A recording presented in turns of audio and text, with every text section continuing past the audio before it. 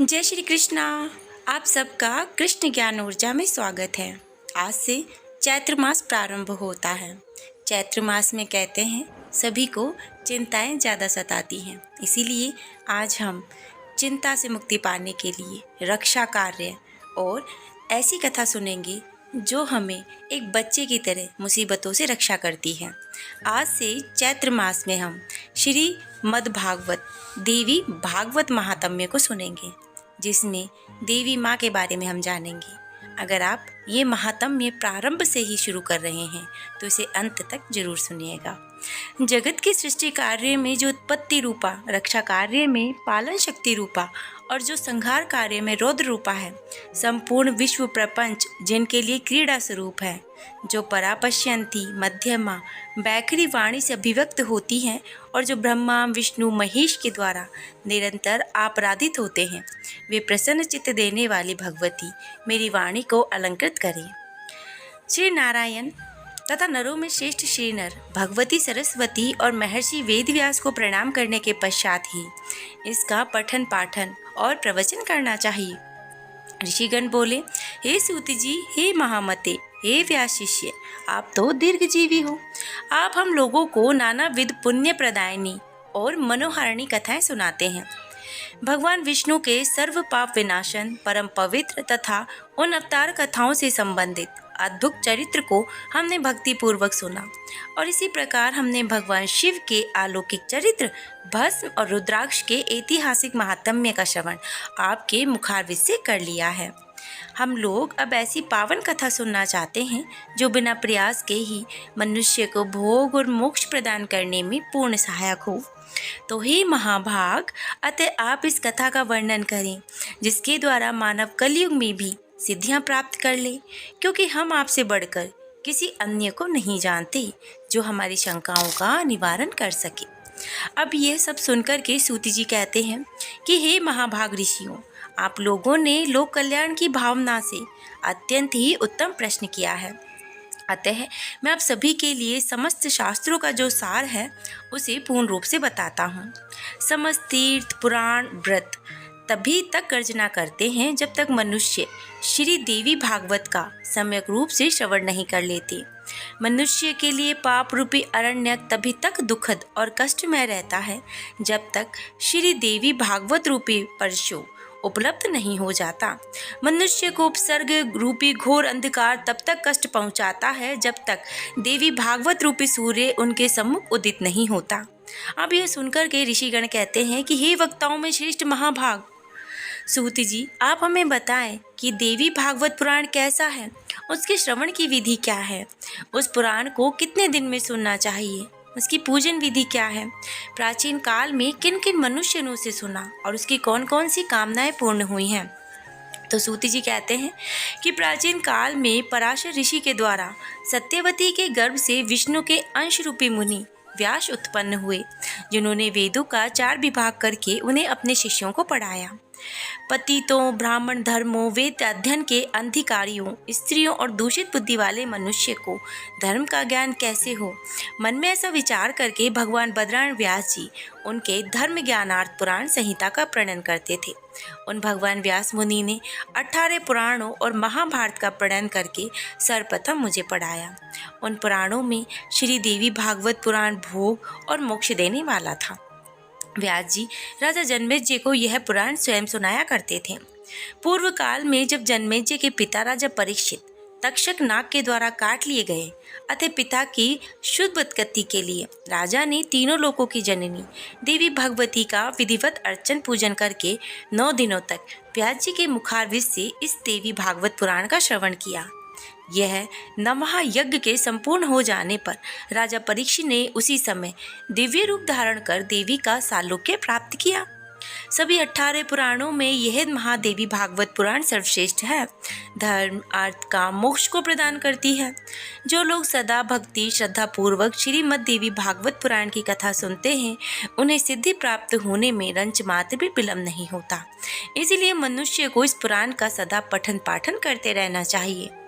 मनुष्य सभी यज्ञों, तीर्थों, दान आदि शुभ कर्मों का जो फल प्राप्त करता है, वही फल उसे केवल एक बार श्रीमद् देवी भागवत पुराण के श्रवण से प्राप्त हो जाता है। सतयुग आदि युगों में जो अन्य प्रकार के धर्मों का विधान था, किंतु कलयुग में पुराण श्रवण के अतिरिक्त मनुष्य के लिए कोई भी शरण कार्य विदित नहीं है। कलयुग में धर्म सदाचार से रहित अल्प आयु वाले मनुष्यों के कल्याणार्थ महर्षि वेदव्यास ने अमृत रसमय श्री देवी भागवत नामक पुराण की रचना की। अमृत के पान से तो मनुष्य अजर अमर होता है, किंतु भगवती का कथा रूप अमृत संपूर्ण कुल को अजर अमर बना देता है। श्रीमद् देवी के कथा श्रवण से महीनों दिनों तक का कोई नियम नहीं होता, अतः मानव के द्वारा सदा ही इसका सेवन किया जाना चाहिए।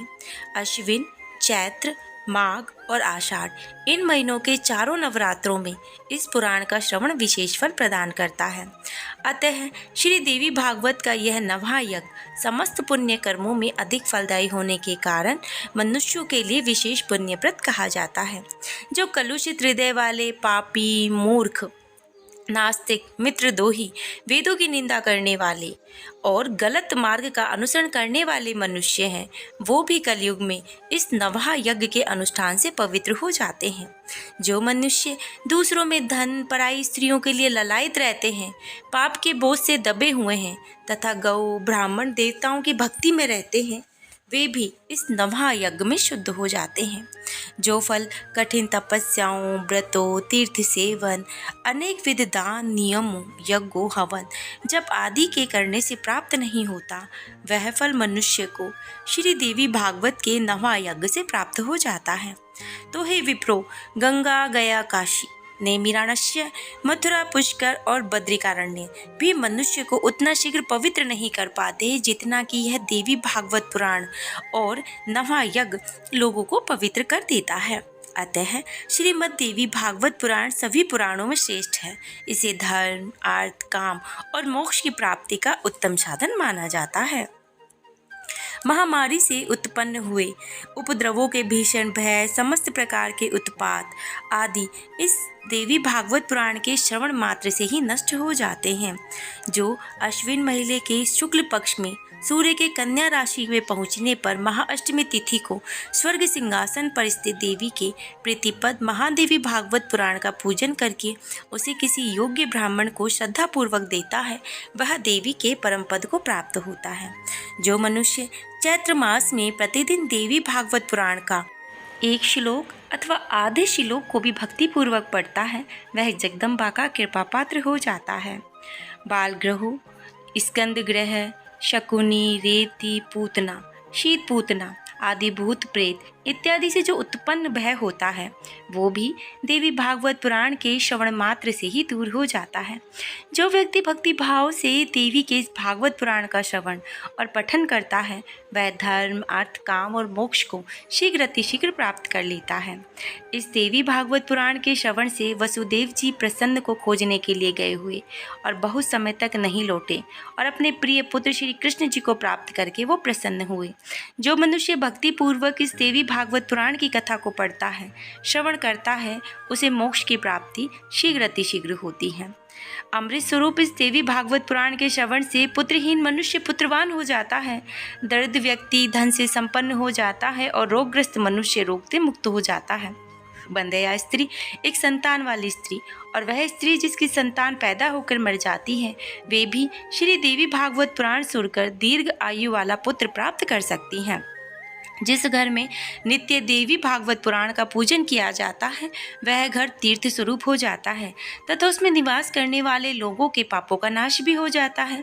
जो मनुष्य अष्टमी, नवमी और चतुर्दशी तिथि को श्रद्धा पूर्वक इसे पढ़ता है, वह परम सिद्धि को प्राप्त होता है। इस देवी भागवत पुराण का पाठ करने वाला ब्राह्मण वेद वेताओं में अग्रणी हो जाता है, क्षत्रिय राजा हो जाता है, वैश्य धन संपदाओं से संपन्न हो जाता है और शूद्र भी इसके श्रवण मात्र से अपने कुल के भी श्रेष्ठता प्राप्त कर लेता है।